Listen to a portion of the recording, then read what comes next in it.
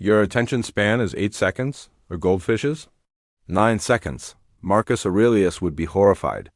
But here's what's really happening. Right now, your phone is probably within arm's reach, and your brain knows it. That little voice wondering what notifications you might have missed? That's not weakness. That's neuroscience. Your phone is engineered by thousands of engineers and psychologists specifically to hijack your attention. And you're losing. 2,000 years ago, a Roman emperor faced the exact same problem. Not with phones, but with the same fundamental human struggle, the inability to control where his mind goes. And what he discovered then? It actually works better now than it ever did.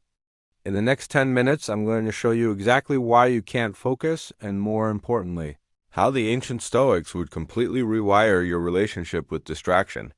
Practically. Today. Because understanding this changes everything. Let's start with the brutal truth nobody wants to admit. You're not lazy. You're not lacking discipline. You're not broken. Your brain is fighting against a system designed to make you addicted. When you feel that urge to check your phone, that's not a personal failure. That's dopamine.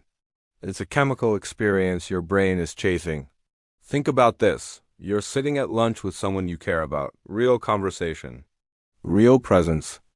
But somewhere in the back of your mind, there's this tiny itch. Someone might have texted. Instagram might have updated. Someone might have commented. Even though you're trying to stay present, part of your attention is literally in your pocket. That split attention is destroying your focus. It's eroding your relationships. It's making you feel anxious without knowing why. Most people think this is just normal now. They think this is just how being alive in 2025 works. But the Stoics knew something we only now rediscovering. You don't actually have a focus problem. You have a values problem. Here's what Marcus Aurelius wrote. You have power over your mind, not outside events. Realize this and you will find strength. When he said this, he wasn't talking about phones. He was talking about something deeper. He was talking about choice. This is the first Stoic principle, the dichotomy of control. Here's what it means. There are things in your control and things that aren't. That's it. Sounds simple, right? But it's not.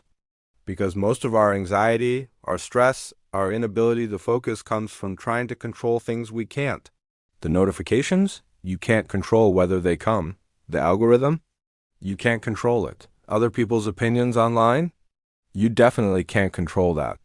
But here's what you absolutely can control, whether you pick up the phone, whether you open that app, whether you let it interrupt you. When you understand this difference, everything changes. Suddenly, you realize your focus problem isn't about your phone, it's about your choices. But knowing this intellectually is worthless. You already know you shouldn't check your phone every 5 minutes. Knowing doesn't help. You need a system. This is where the Stoics get genius. The second principle, negative visualization. That sounds dark, and I know what you're thinking. But stay with me. Negative visualization, premeditatio malorum in Latin basically means, imagine what happens if you don't change. Not catastrophically. Just vividly imagine your actual reality in 6 months if you keep checking your phone every time you feel the urge. Imagine missing a moment with your kid because you were scrolling. Imagine the conversation you didn't fully have because your attention was split. Imagine 6 months from now, looking back and realizing you spent 125 hours, 3 full weeks of your life on apps, designed to make you feel inadequate. Most people don't do this. They live thinking tomorrow will be different, but nothing changes.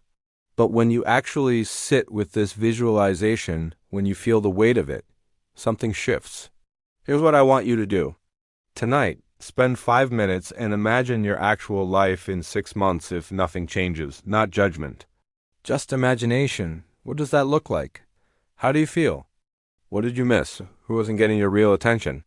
That feeling you get? That's your values talking to you. Now, here's where it gets practical, because Stoicism isn't just thinking. It's doing. The third principle is what the Stoics called Prosoche awareness or attention. It's about bringing consciousness to your automatic behaviors. Most of what we do unconsciously. You reach for your phone without thinking. You open Instagram without deciding to. You're on autopilot. The Stoics understood that freedom begins with awareness. You can't change what you don't see. So here's what Marcus Aurelius would probably do in 2025. He'd make it conscious. Which means this: for the next 3 days, notice, without judgment, every single time you feel the urge to check your phone. Don't resist it. Don't judge yourself. Just notice it. Notice the feeling. Is it boredom? Anxiety? That moment you feel empty and immediately reach to fill it? Because once you can see the pattern, you can choose differently. This is Prosoche in action.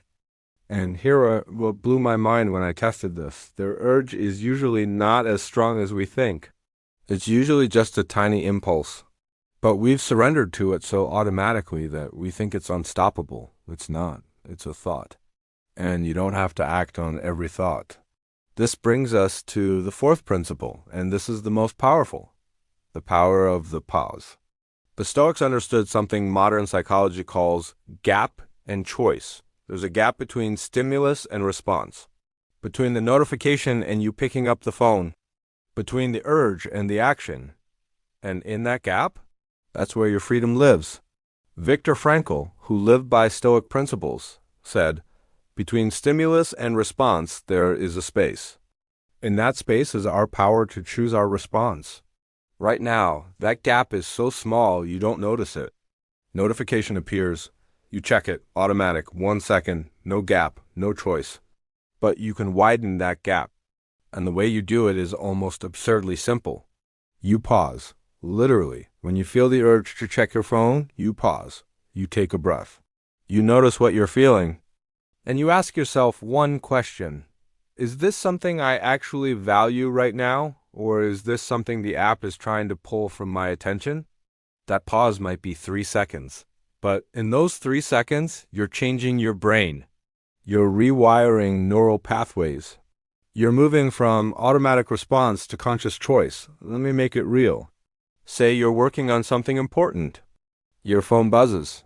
Immediately there's this feeling, pull, urge. For years, you've responded instantly. But what if this time you pause, you feel the urge, you take a breath.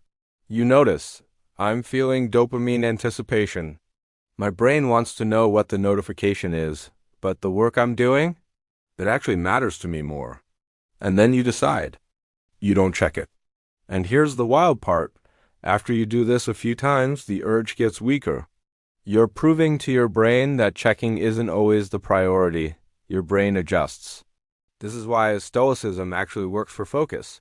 Because it's not about willpower. It's about understanding your own mind. Now, there's one more thing the Stoics understood that ties everything together. They understood that the quality of your life is determined by the quality of your attention. Where your attention goes, your life follows. If your attention is constantly fragmented, stolen, pulled in 1,000 directions by apps designed to addict you, then your life is fragmented. You're never fully present. You're always partially somewhere else. But if you understand that your attention is something you control, that's one of the few things you actually do control, then you can direct it consciously toward the people you love, toward the work that matters, toward quiet, toward peace, toward yourself. That's not deprivation. That's freedom. So here's what I want you to take away. You don't have a focus problem. You have a clarity problem. And clarity comes from understanding what's actually in your control and what's not. Once you understand that your attention is yours to direct, something shifts. You're not fighting your phone anymore. You're choosing what matters. And that makes all the difference. If this resonated with you, if you felt something shift, hit subscribe. This channel is built for people who actually want to think clearly in a world designed to distract them. That's what we're here for. New videos every week on Stoicism, focus, digital wellness, and the ancient wisdom that actually works in modern life. You've got this. Your quiet mind is waiting for you. Go find it.